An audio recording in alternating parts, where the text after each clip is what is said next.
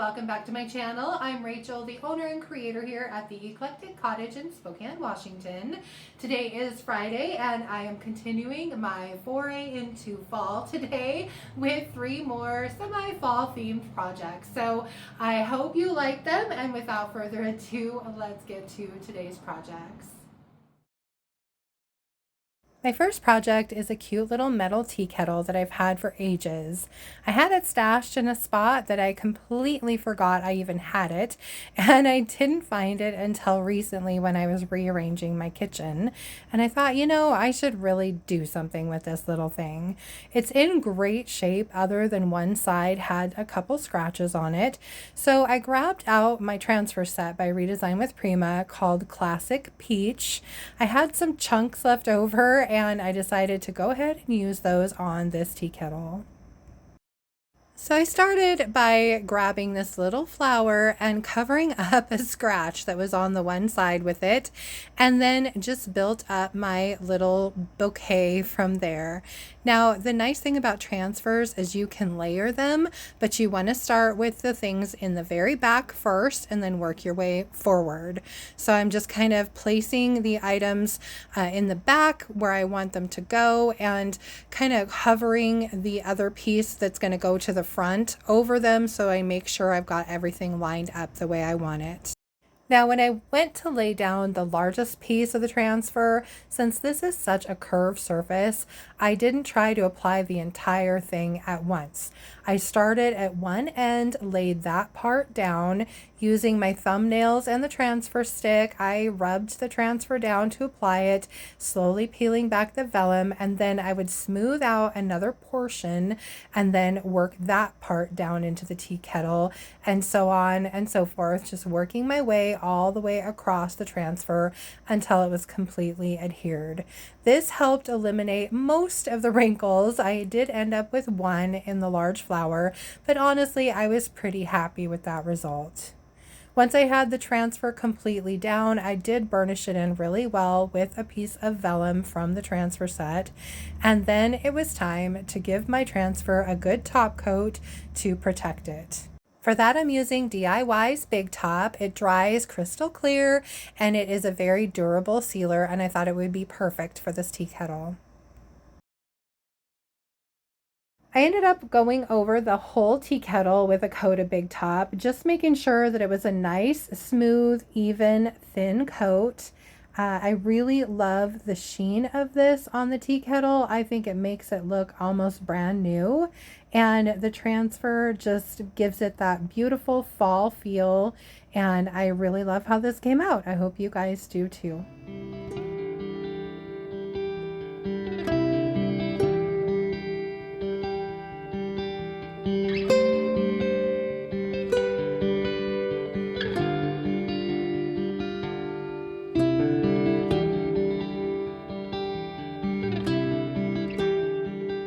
My second project is one that I found in my garage, and I thought I should probably go ahead and do something with it. It's this little cutting board, and I am going over this with a coat of DIY's Skeleton Key, which is this beautiful blue with some gray in it. I just love this color.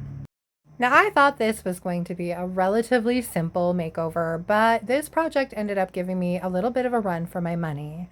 This is what happened after the coat of paint that I put down had a chance to dry. There was a ton of bleed through on both sides, probably from oils from the cutting board having been used over its lifetime.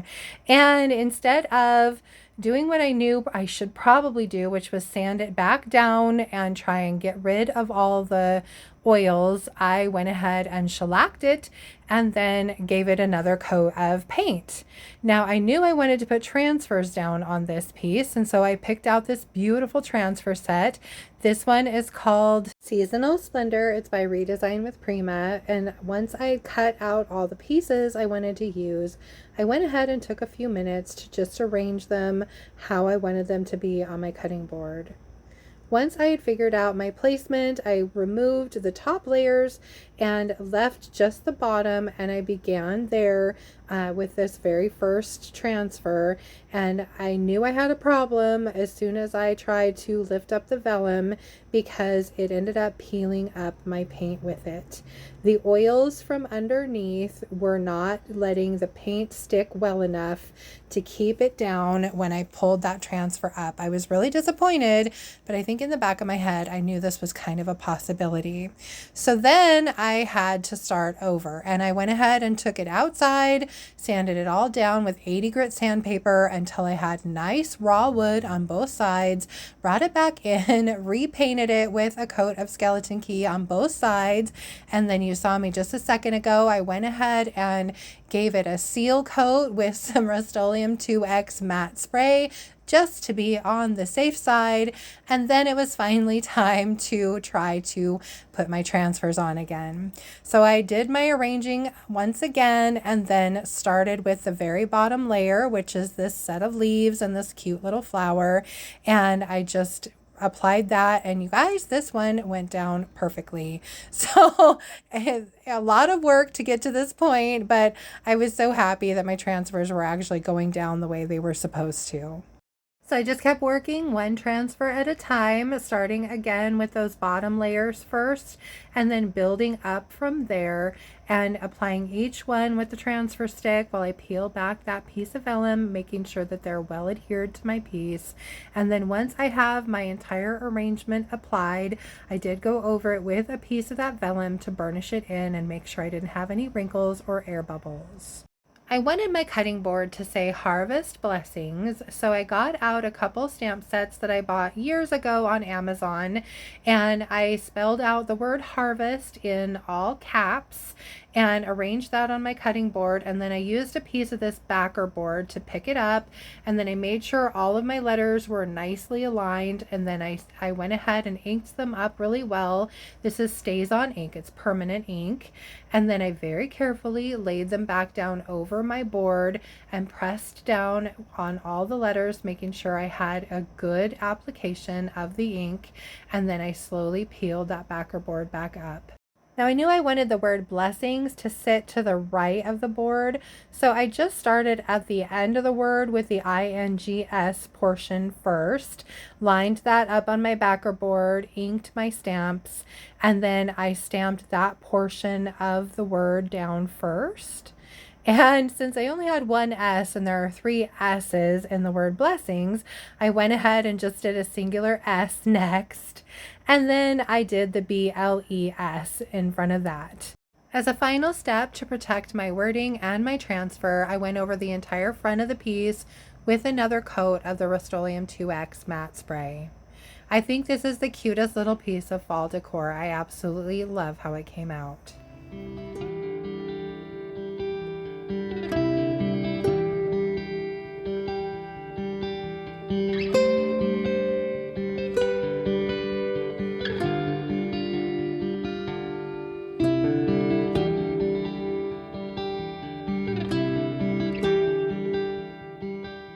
My third and final project is kind of a new take on an old idea that I've had. I have done these pumpkin block sets several times in the past. I usually do them just like this in a set of 3. The tallest one is 14, the middle is 11, and the smallest is 8 inches tall. And normally I do them with a wood stem and some ribbon, and I paint them in 3 different colors, and they're cute, but I'd seen some ideas on Pinterest, and I had something come into my head that I wanted to try for these. So I'm going in kind of a different direction. Anyway, I started by painting the fronts of these. Actually, technically, those would be the backs. The backs of these with DIY's Bohemian blue. I also painted the sides in the boho blue. And then I very carefully painted the front of these with one coat of DIY's Crinoline because I was going to be using decoupage paper. The decoupage paper I'm going to be using is leftover from a different project. It's called Bountiful Beauty. It comes from a set of 3 decoupage papers. This is probably my favorite of the 3, and I'm just using up as much of it as I possibly can. So it's blue, and it's got these beautiful white cottage roses and some other white flowers. So I measured what I needed and then cut out the strips to cover the fronts of these, and then just cut them down so that they were pretty close to the right size. And then I am using DIY's crystal clear liquid chandelier patina to lay these down. So I am putting a really good coat of that liquid patina down, being careful to just coat the white and not go over onto the blue. And I'm using a pretty decent coat of this medium because this paper is kind of thick. And so then I just do a section with the patina, lay the paper over it, smooth it out, and then once I've got the paper laid completely down, I go over it with another really good coat of that liquid patina. Again, being careful to just go to the edges with that liquid patina.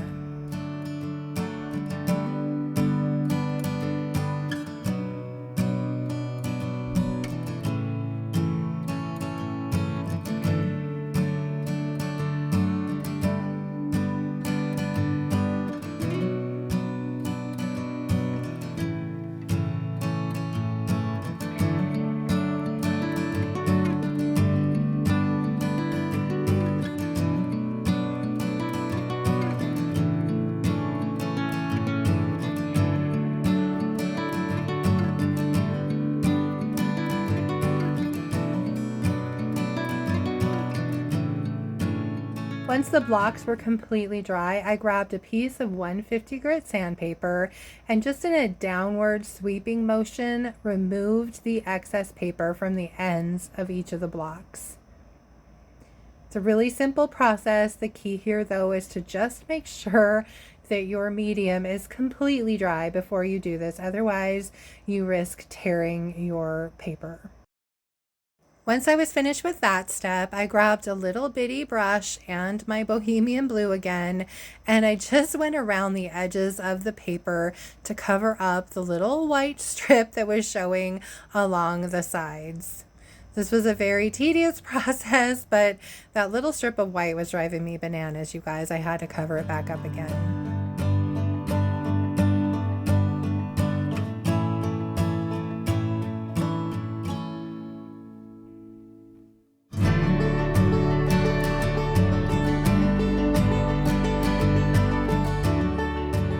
Then it was time to seal the rest of my paint, and since I wanted kind of a matte finish, I went with DIY's clear wax for that. And so I'm applying one even coat to all of the blue paint and then wiping back the excess with a shop towel.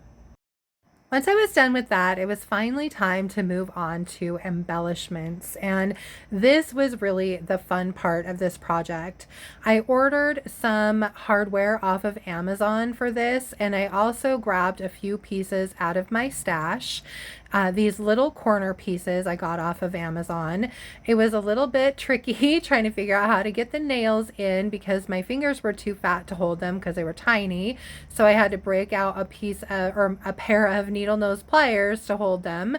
But I attached one to each of the corners of the 2 smallest boards.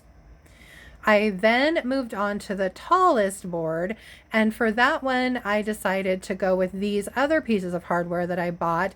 These are also corner protectors, but they were too big for the 2x4s, so I just went ahead and put one on the top and one on the bottom instead.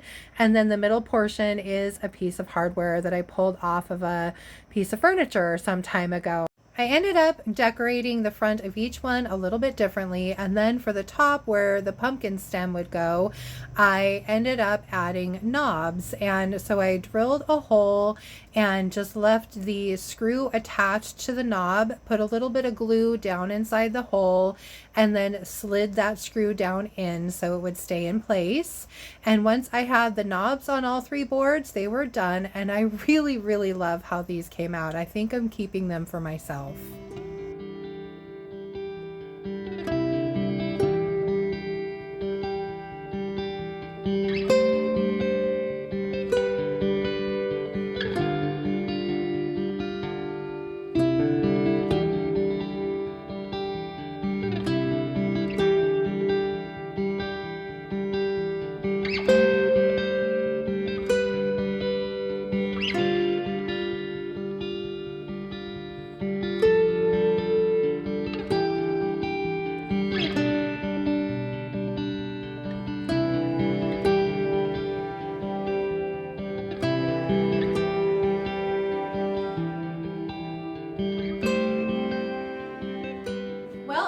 from here for today, you guys. I hope you liked my projects and I hope you enjoyed the video.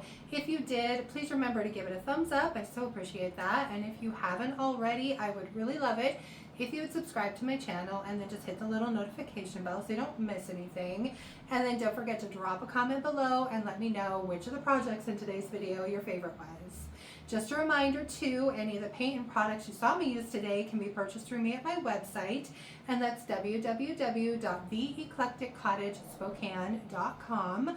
I carry the full line of DIY paint and products, Sweet Pickins milk paint and products, as well as some Recycled Treasures decoupage papers and a bunch of Redesign with Prima products. And while we're talking about Redesign with Prima, I have a little bit of an announcement to make.